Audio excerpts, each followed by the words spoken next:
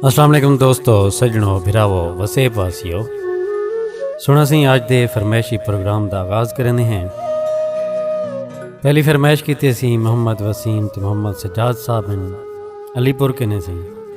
शाकिर साहब का दोड़ा है भिरा सुन सो। शाकिर साहब फरमेंदन के अज कासिद यार दी गलियां दा हिक चक्कर लवा मत मिल पोवे। अज कासिद यार दी गलियां दा हिक चक्कर लवा मत मिल पोवे। वदा सिकदा हाँ उंदे मिलन कीते हिक वार ता आ मत मिल पोवे। कई अरसे तू निमी निंदर कीती उंदी शक्ल दिखा आ घिल पोवे।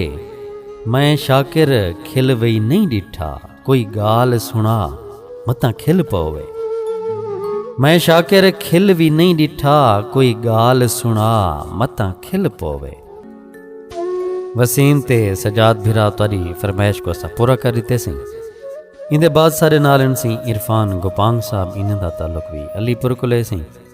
शाकिर शुजाबादी साहब दा डोड़ा इरफान भिरा तुसां फरमैश कीती है सुन सो। शाकिर साहब फरमेंदन के जेड़ा कम हा यार रकीबां दा उहो सजन करेंदे रह गन। जेड़ा कम हा यार रकीबां दा उहो सजन करेंदे रह गन। जैकू अपना समझ ते हाल दितम मेरी पाड़ पटेंदे रह गन। ला तीली मेरी झोपड़ी को हथ पैर सिकेंदे रह गन। बस शाकिर बदले पानी दे पिट्रोल सटेंदे रह गन। बस शाकिर बदले पानी दे पिट्रोल सटेंदे रह गन। इरफान गोपांग भिरा असां तारी फरमाइश को पूरा कर दिते सी। इंदे बाद सी साडे एक लिखारी भिरान सजाद मुहाना साहब सी शेर शाह मुल्तान के ने। इन्हें दा एक डोड़ा सुन सो दोस्तों। सयूनी फरमेंदन के डे आसरा संग दिल छोड़ दितई कहंदे आसरे दस मैं जीवां। डे आसरा संग दिल छोड़ दितई कहंदे आसरे दस मैं जीवां। तेरा निखड़न जिगर ते फट कर गए कि मैं जिगर को ढोला मैं सीमा। तेरे मेढ़े सुन सुन थक पई हाँ दिल आहदे हुण चा ज़हर पीवा। वडे मान सजाद करेंदी हम मैं को कर गई जग ते अज नीवा। वडे मान सजाद करेंदी हम मैं को कर गई जग ते अज नीवा। सजाद मुहाना साहब बहु कमाल लिख देवे सी। असां तोरा डोड़ा पेश कर दिते सी दोस्ते को। इंदे बाद सी अब्दुल रज़ाक भुट्टा साहब सी शाहर मुरादपुर तो। इन्हें शाकिर साहब दे एक डोड़े की फरमाइश की थी रज़ाक भिरा सुन सो। शाकिर साहब फरमेंदन के मैं दिल नायाब विचेंदा हाँ होवे कोई गर्ज़ऊ तां गाल करे।